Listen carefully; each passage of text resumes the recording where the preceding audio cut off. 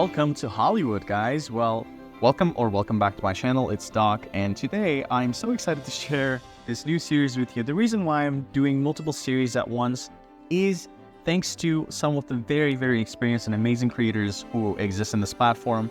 You know, with new games coming out like City Skylines 2 and me preparing content for that as well, it really got exhaustive to constantly sit in front of my computer with the fact that I'm also moving to a new country soon for work. It just became too exhaustive to keep doing the coastal zoo. And I'll tell you something, when you lose footage from a zoo project that big and you're editing videos for hours on end, it of course gets a bit frustrating, and I don't want to stop enjoying making coastal zoo. So today, welcome to Los Angeles Zoo. The entrance you will see in the cinematics later on is from the workshop. So if you just say Los Angeles or Griffith Park Zoo entrance, you will see it. I didn't want to remake it because it was already done. And yeah, I'm just making a Los Angeles Zoo. I'm trying to make it very inspired. Obviously, I'm not going to copy LA Zoo. One of the reasons being the terrain is really difficult to navigate. I cannot replicate some of the things that exist in LA Zoo. I've never been there. It makes it too difficult. The LA Zoo, as far as I've seen on Google Earth, is in the middle of a valley, in the middle of mountains in Los Angeles. I cannot exactly replicate that. So we're doing more of an inspired version of things. Here, I'm just creating a nice entrance exhibit. When I looked at the LA Zoo map, I've seen there's a petting zoo in the beginning, so when you first enter. And this is the kind of vibe I wanted to give with this. I just found this really nice, gorgeous inspiration on Pinterest. Again, I have to say special thanks to Stan Wolf, Leaf, Remnant, Bacon Play.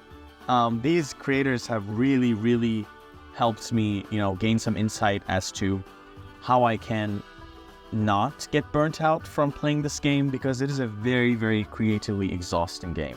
And they gave me amazing advice. So the advice was basically work on different projects at once, gather inspiration on days you're not working on projects, because if you force creativity, it never turns out to be anything good. It just makes you more exhausted. It really pushes your brain to, fatigue.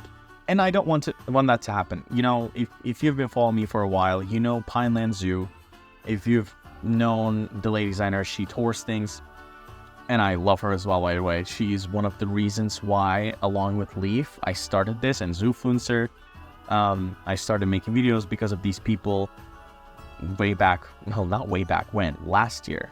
But it's just to give some insight as to why it got so exhausting with Pineland Zoo, is that I didn't work on anything. I didn't play the game for myself. I just worked constantly on one project.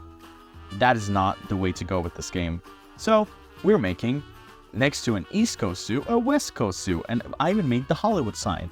One of the things I really realized helps me is, well, for one, it's Pinterest.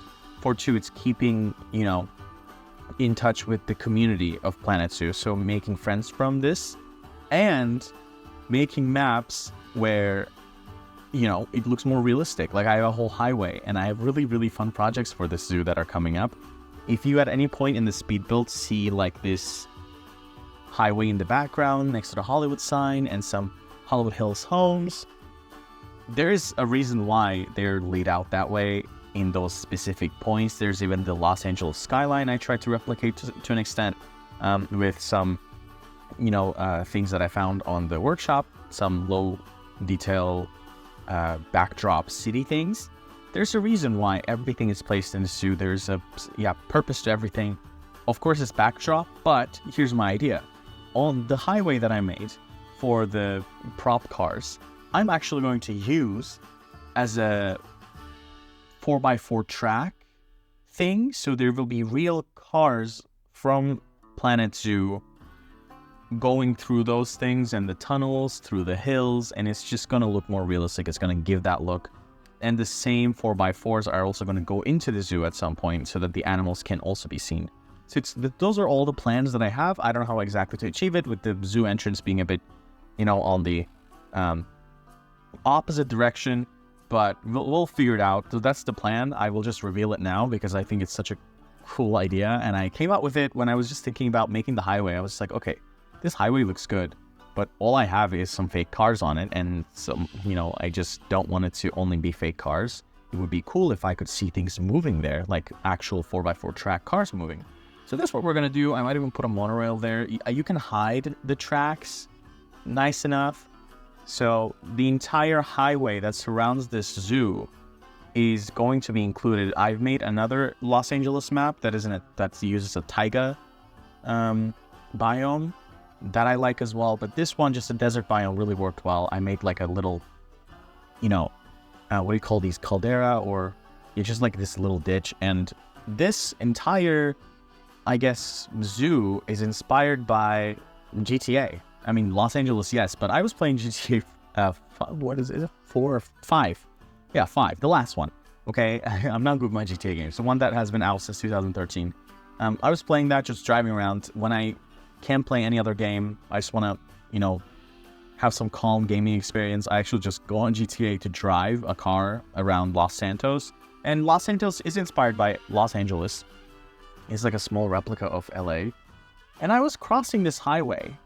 And off that highway, there's a swampy area. If you play GTA, it's on the Venice Beach, whatever beach. It's on the west side of the map. If you keep going that way, right before the military base, there is this really nice highway with a swamp on the right-hand side of it. And I just gathered, some inspiration from that. I really like how this turned out.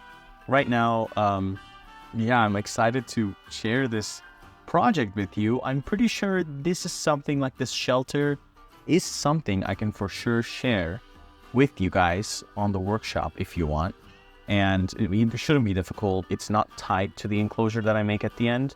And I just love the way it turned out. It's not too many pieces.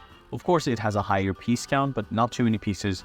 The reason why I didn't record myself doing the, surrounding area and how I built the entire enclosure is because I generally was experimenting with things when I was building the enclosure itself. I wanted it to be like an American Ranch style enclosure, similar to things that you would usually see in California. And it just happened. I'm trying to be better when it comes to being good to myself when it comes to things that I can't record. I do think if you're just starting out with recording with this game, one thing that really, really helps is just play this game for yourself. And if something is not recorded, you can still, share it with your followers. It's just going to be fine. And people are still going to enjoy it. And here, we're just making like the exterior of the building. The interior is not super special.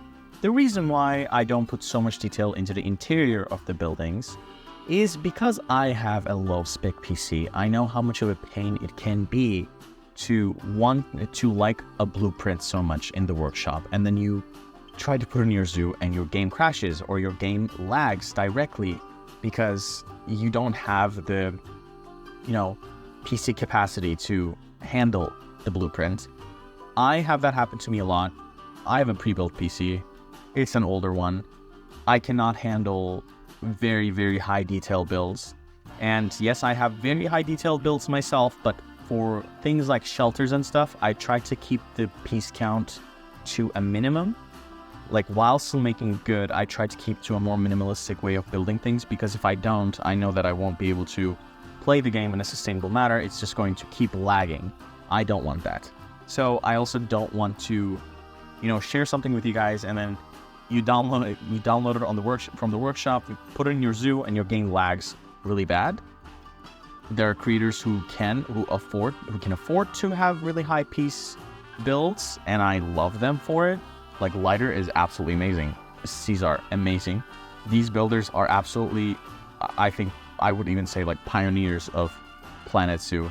But the thing is, they also have higher spec PCs and they can handle it. I can't. As a creator as well, I need to be able to record what I'm making, and if I'm lagging half the time, the speed build, just looks really, really weird.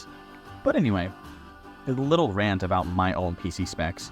Once I have a better PC, of course, I'll make more detailed builds. But for now, for those of you who don't have high spec PCs, you can be happy that I'm going to keep making things that you can definitely handle, to an extent at least, because I still use a lot of detail in the exterior of the buildings, just not in the interior side most of the time. No promises. Sometimes I feel like it. But yeah, if you guys like this, let me know in the comments down below. Here are the cinematic tour of the entire exhibit, and I'll see you next time. Bye for now.